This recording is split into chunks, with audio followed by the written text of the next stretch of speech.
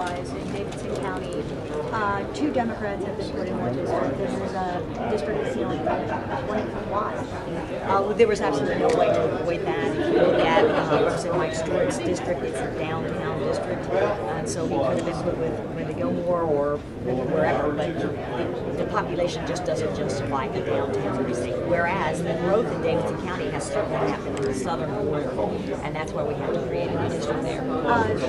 Sherry Jones, was wondering whether or not it's trying to get rid of one of 2 that were some of the more outspoken Democrats. No, not at all. I mean, we've gone out of our way to be as fair as possible. I can't control the demographics of the state. And when you look at the demographics of Davidson County, downtown population has shrunk and the growth is in the south, and we just have to do this.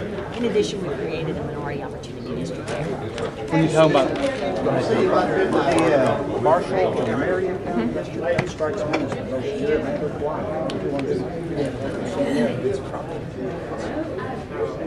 I don't know. I don't know that I can comment on that.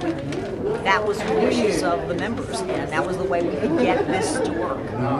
When you talk about demographics, the charge is made that this plan doesn't adequately represent African Americans or minorities. What do you say to that? Well, we've maintained the same number of minority districts in the state, so that's false. We have the same number of minority districts in the state, and in addition, we created a minority opportunity district in the state.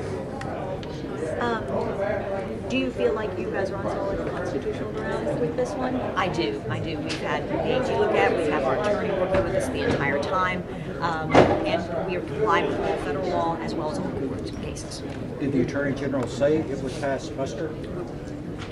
My understanding. No. We haven't heard from No, him he didn't? yet. No, we have not.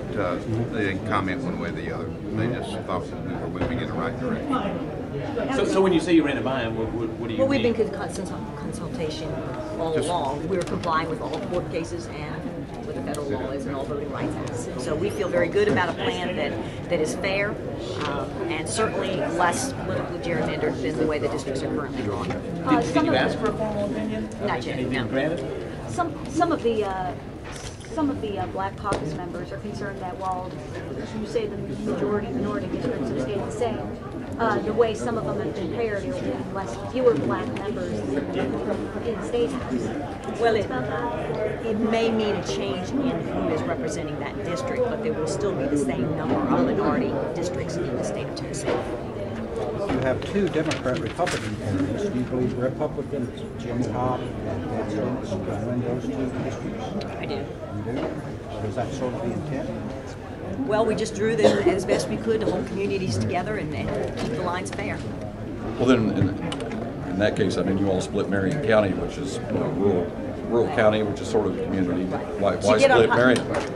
To our population, to get our population right, there had to be splits of counties. It just had to exist. Those counties that are required to be whole are whole in this way. There was some talk of consolidating around Green Hills. Have the lines changed there much, or is it mostly the same? There is some consolidation in the Davidson County area. For example, Green Hills was split up like 3 or 4 different representatives. Oak Hill had 4 different state reps under the old plan, and now that is consolidated. So Oak Hill is whole, Forest Hill is whole, and Green Hills area is whole, which they should be.